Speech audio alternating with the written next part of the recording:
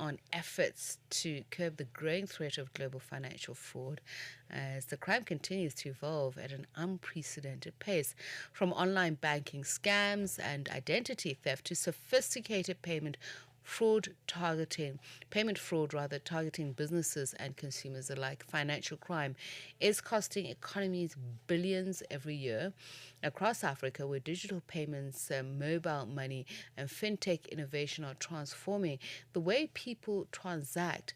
Fraudsters are now becoming increasingly sophisticated, exposing vulnerabilities that traditional security uh, systems often struggle to detect. Now, against this backdrop, a new generation of African innovators is developing homegrown solutions designed specifically for the realities of emerging markets. One of them is Thalia Pillay, the founder of Orca Fraud, a South African technology company using artificial intelligence and real time data to help banks, payment providers, fintechs, and businesses detect and stop fraud before money is lost. Orca Fraud analyzes transactions as they happen.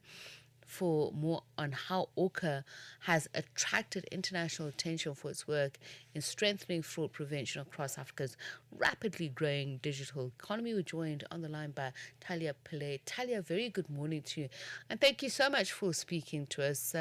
Really appreciate the time. Amazing. Thank you so much for having me and happy Friday. Happy Friday to you. And I remember reading an article about how you guys got set up and just reading about what you do on a daily basis. Perhaps let's just first start with that so that our audience understand who Orca Fraud is and how you came about. Sure. So Orca Fraud was founded by me and my co-founder Carla. We started Orca around 2 years ago in January of 2024, out of the comforts of my living room. Both of us are engineers. We'd studied together at UCT over a decade ago. And we just felt like when we built together, we could build anything. I was working in banking and different fintechs, and Carla was working in fintech as well. And we saw firsthand the problem that fraud was getting worse than ever before, and that there weren't localized solutions, which were homegrown to fight fraud in real time. So that's really why we started Orca over 2 years ago. So, what made you think that you need to go into? I know you were already in the financial systems, but what made you think of going into anti fraud but doing it with an African perspective, as we do here on Channel Africa? Yeah, it's a great question because, there's so many great fintechs and payment providers who are doing awesome work to promote financial inclusion. But Carl and I found that we can only really have true financial inclusion when we also have digital safety. And the way money is moving across borders is faster than ever. There's so many new payment methods. So, there's M-Pesa in Kenya, which is the example we always use, where it's been amazing to see just the effect that's had on the GDP of Kenya, but we haven't really seen the same focus on fraud and compliance tooling for M-Pesa wallets in Kenya. So we really felt like we wanted to understand why fraud in Africa looks different. And when we started, we literally interviewed over 150 fraud analysts across the continent.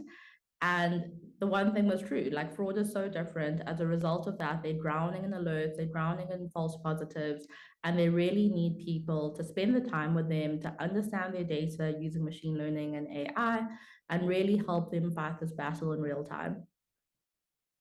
And Talia, when one looks at our understanding of what fraud is and how it could come about, are you able to just take us through? And I know your perspective would be based on how long you've lived and how long, but you've obviously done research, and that's why you're in a successful business now. How has it evolved over years? Yeah, fraud's definitely evolving, and I think it's almost people often forget that fraud is a full-time job for a lot of people. So fraudsters are innovating just as much as we are doing in the battle for good. We see different types of fraud. So fraud's kind of an umbrella term. So there's different types, such as account takeovers, where fraudsters take over of your account, be it your banking account, to try rapidly drain funds. There's things like SIM swap fraud, which is always on the rise, where they try coerce you into performing a SIM swap so they can also take over your account. They're things like romance scams, think the Tinder swindler, very, very common in South Africa. Like people are always surprised when I tell them never mix passion and money. But we do see a lot of romance scams. Then we also sadly see a lot of investment scams, typically targeting the elderly, trying to drain them of their pension funds and life savings. We see so many things though, like from child trafficking to elder abuse. So it's really important that when we use the word fraud, we understand all the different types and key drivers of the different typologies. But yeah, never a dull moment fighting fraud, and we always just try to stay positive throughout. And I want to hear a little bit more about your operations because you say fraud is contextual. So, what does that mean in practical terms for banks, fintechs, and consumers, and how you intervene? Tell us about the people you employ and what they're doing on a day to day. So, within an hour, how many transactions are you basically trying to prevent from going through that are fraudulent? Sure. So we evaluated the entire anti-fraud landscape, and most solutions out there are very Western, so built in the US or European markets. So when we studied them, we found that they couldn't accommodate for our local payment methods like PayShop, like M-Pesa, crypto, stablecoins, things like that. So our day-to-day is really around building machine learning models on local data sets, because when you apply imported data sets or imported models, they aren't going to be as effective as the ones which are locally trained. It's such a privilege to be building in the age of AI. So we're a venture-backed startup. We raised a pre-seed round and a seed round, just under $3 million now. And everyone thought we'd go out and build this massive team, but Carl and I wanted to build the Avengers. So we always say in this age of AI, it's such a privilege because we can now keep the team really lean. So most of our team, around 80%, are engineers, and they're doing the machine learning, the data engineering, making sure we can do the real-time contextual monitoring. I'm on the business side. I don't code anymore, unfortunately. Everyone's a lot better than me now, so it's probably fortunate. So I do all the client workshops on the ground with the fraud teams every day. And it's really awesome just to see what an impact a small team can have. But we process close to $5 billion worth of monthly transactional volume, which is it's a large amount of money. And, you know, the potential for that to be fraudulent is also quite high. And we're able to stop all of that in real time, which is really powerful because that means we can stop the financial losses and ruin that come with real time fraud. And we'll get into the deep issues in just a moment, but I just want to dispense with the profile issues just in terms of who you are as Orca, what you do, and what you've achieved. And it's really been phenomenal. As you say, you process about $5 million of transaction every month. How did you start and how did you pitch yourself differently? Because you're basically competing with businesses internationally, and I believe that you've also infiltrated Silicon Valley. So tell us about how you've grown as a company or why. Yeah, sure. I love that term, infiltrate the Silicon Valley. I'm going to use that one. So we process 5 billion, so not just million, so $5 billion monthly. So it's quite Yeah, a large billion, billion. It's a sum. huge difference. And yeah, I think my engineers would be like, Talia, please. Yeah, we do so much more infrastructurally. So in the beginning, Carl and I wanted to build this great business, and we wanted the best people to learn from because we really believe in mentorship.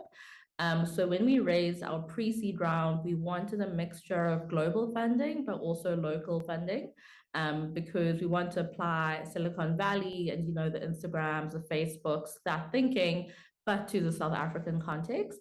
So in our space, we brought in fraud unicorn founders from the States who built like $10 billion valuation businesses.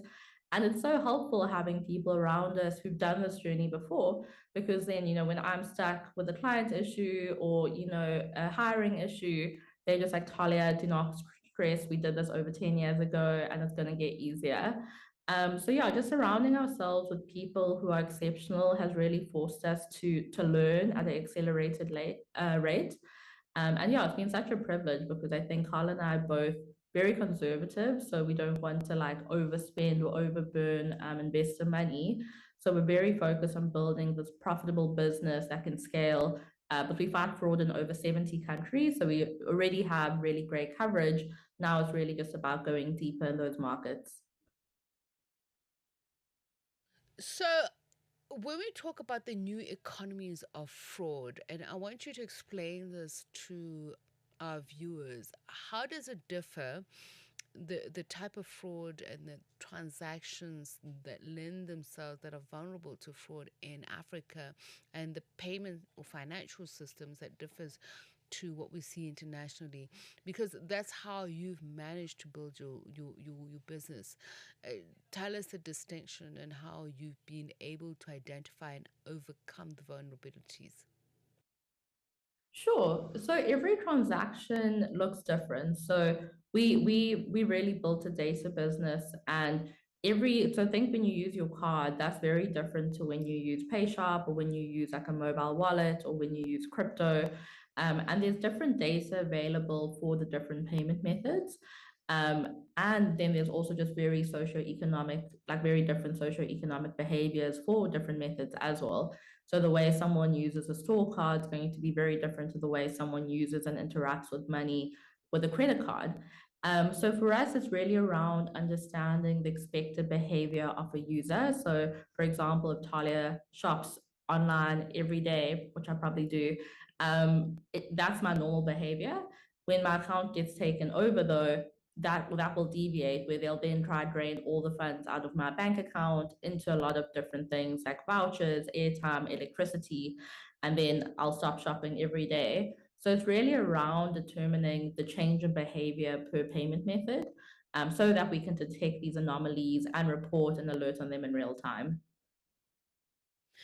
So now I just want to look at this beyond a criminal justice issue. So when we talk about what is outdated and the sophistication, particularly in terms of digital fraud, how is understood as an economic security threat? Is it capable of actually eroding the financial markets, digital commerce, and even public institutions? It's a great question. It's definitely possible for eroding the different financial markets. I think what people don't realize is fraud doesn't just impact consumers. We also deal with merchant and SME fraud as well. And there, the surface area and the amounts that people are moving are obviously a lot larger. So with that, for things like business email compromise, where someone intercepts an invoice in your inbox, you suddenly could be funneling millions into the wrong account unless you're verifying it in real time.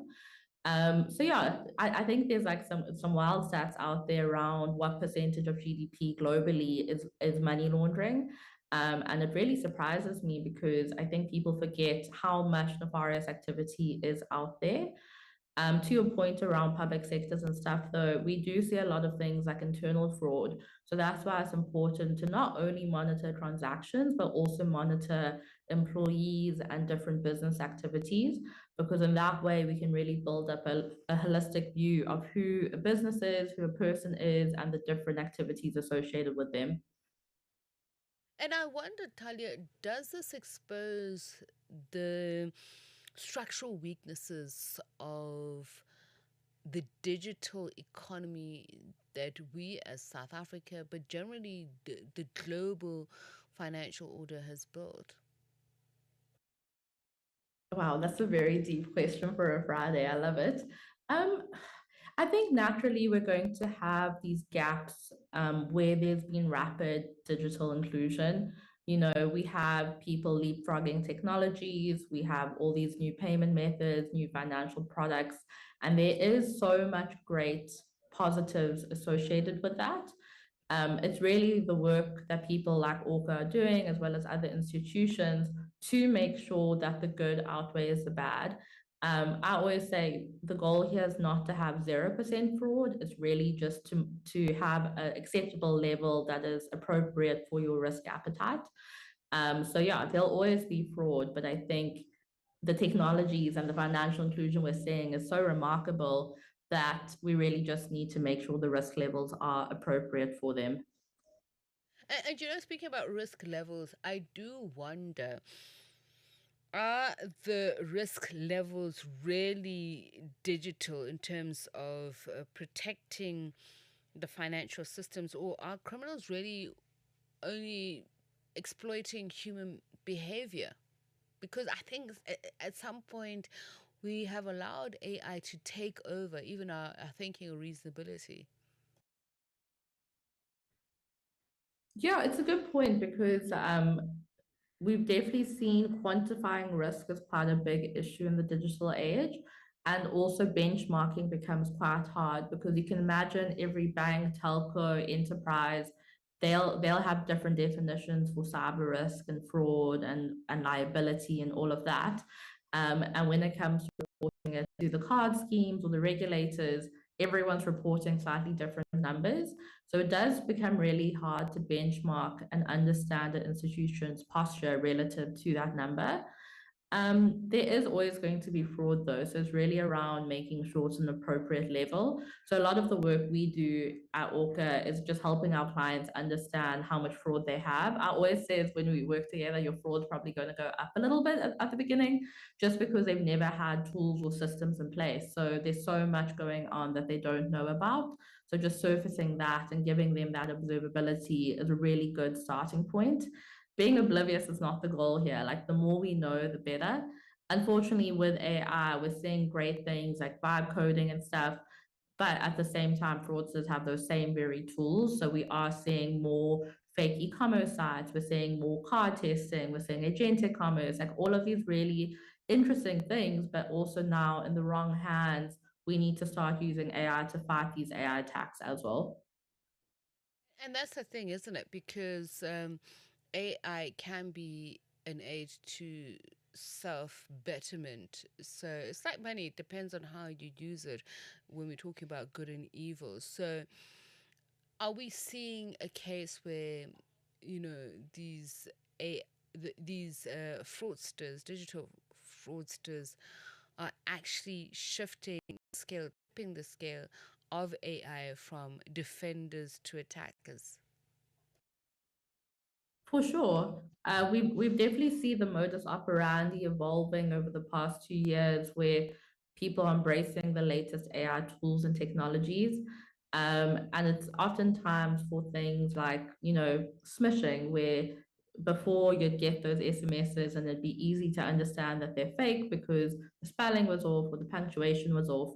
But now with AI, they can be very personalized or hyper personalized. They could impersonate your mom because they have all of your data from a data breach.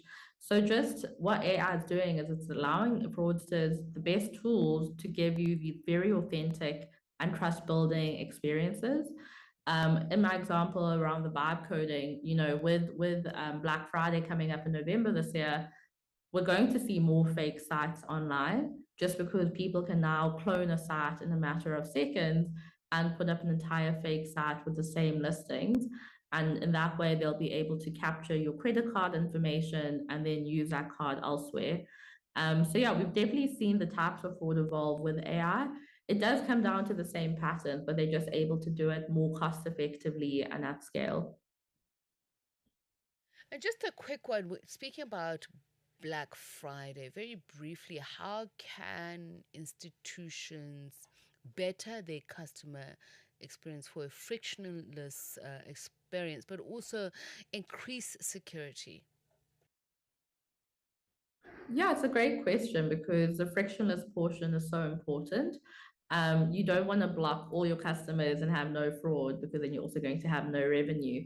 So making sure you only increase friction where absolutely necessary is how we approach it at Orca. So we call it dynamic friction. So where we detect the risk being slightly higher, but we run our checks in the background, we'll then step up to things like pass keys or facial biometrics on your phone, and that's really around increasing friction only where necessary to still optimize for conversion at checkout. My suggestion for e-commerce sites would really be to audit all the controls they have in place, because the volumes are so high, so it becomes so hard to see signal from noise. So just making sure you have complete visibility and you're able to weave out all the different patterns when the volumes are high is important. Talia, thank you so much. Talia Pillay, founder and Chief Executive Officer of Orca Fraud, a South African technology company using artificial intelligence and real-time data to help banks, payment providers, fintechs, and businesses detect and stop fraud before money is lost. And that's how we come to the end of the discourse this Friday. Time now for your news headlines. We take you back to Matapelo Mahapa. SABC News,